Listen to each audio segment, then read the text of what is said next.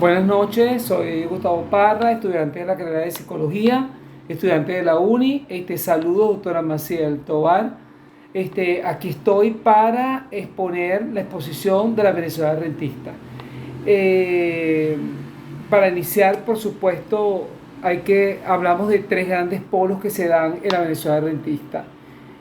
Estos tres grandes polos, primero, se habla de una Venezuela agropecuaria y una Venezuela ganadera, donde se explotaba, ¿verdad?, lo que era la parte de la siembra, y los indios, por supuesto, en la prehistoria, porque hay que hacer énfasis en la prehistoria, vivían de ello. Una vez que se da el periodo de la época de la colonia, como historia, es cuando se comienza a importar y a exportar este tipo de producción que se vivía entonces de Venezuela, por eso que le llaman Venezuela agropecuaria. Se vivía de la ganadería, se vivía de la agricultura y de minerales que explotaban, por supuesto, los españoles durante la colonia, y ellos, por supuesto, empleaban para ello diferentes recursos y diferentes hombres, tanto así que no solamente los indígenas en Venezuela y en Latinoamérica, sino que trajeron en ese momento de procedentes de África, trajeron a negros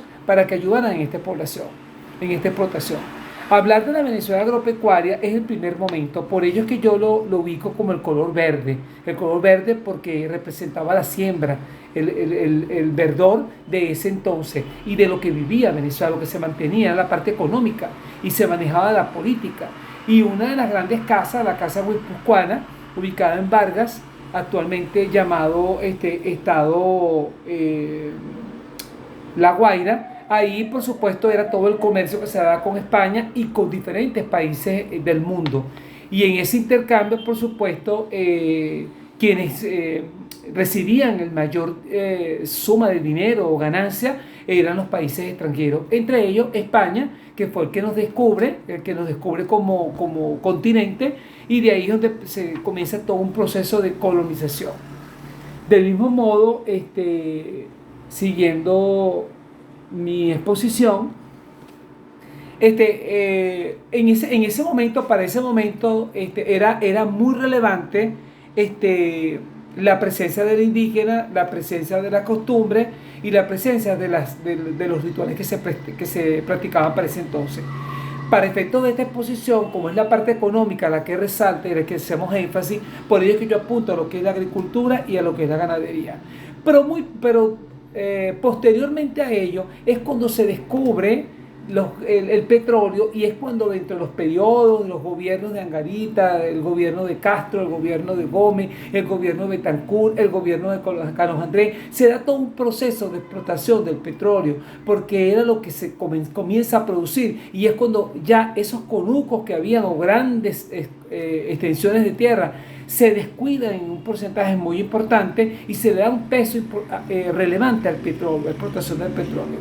Barriles, cualquier cantidad o número de barriles salían, y en diferentes periodos políticos de Venezuela se ven las alzas y las bajas, los picos que suben y bajan en relación a las ganancias y entradas de acuerdo y en relación a la importación y exportación del petróleo.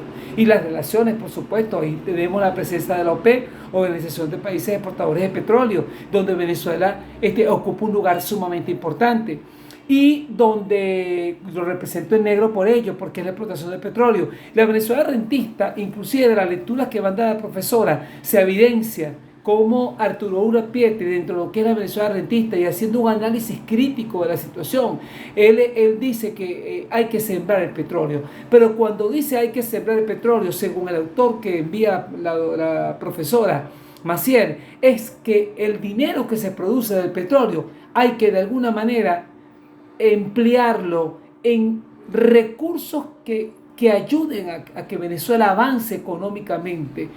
Él no decía sembrar el petróleo porque el petróleo no se puede sembrar, el petróleo es un material no renovable, pero sí lo decía desde el punto de vista de cómo producir, emplearlo, aplicarlo industrialmente a otros elementos para producir más y no solamente vivir de lo que es el petróleo.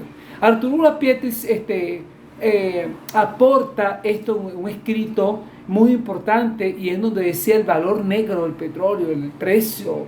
Era en ese entonces para la época rentista, la explotación del petróleo, los hidrocarburos, eran como la fiebre por el oro negro. Y así lo denomina los autores de la lectura que leí lo que envía la profesora Maciel. Posterior a esto, por supuesto, y lo represento en el color naranja, porque me parece que llegó el momento de la reflexión, en el momento de repensar, en el momento de reflexionar de que hoy por hoy, nosotros no podemos depender solamente o únicamente del petróleo. Como reflexión, como el repensar, el petróleo es importante y es relevante para dar respuesta a las necesidades sociales, políticas, económicas de un país. Sin embargo, dentro de lo que yo estimo y considero es necesario ya ir repensando, así como se llegó a pensar en relación a lo que decía Arturo Petri, hay que retomar esa idea y ponerla en práctica. Por supuesto que en el gobierno de Chávez hay el impulso y hay la intervención a mejorar, a superarnos. Y es en este momento cuando necesitamos esa reflexión, ese repensar y esa rebúsqueda de elementos nuevos que se puedan introducir de mayor producción en la industria venezolana, a la producción venezolana, y que no solamente se viva de petróleo. Está la agricultura, está la ganadería y están infinidades de industrias y organizaciones que se pueden hacer en pro. Por ello es que nace ahora el desarrollo emprendedor, donde inclusive micro, mediana y macro empresas apuestan por una Venezuela distinta, por una Venezuela en pro de mejorar y avanzar. Gracias, profesora, por esta oportunidad. Gracias a la universidad, y ha sido todo en mi exposición. Bendiciones.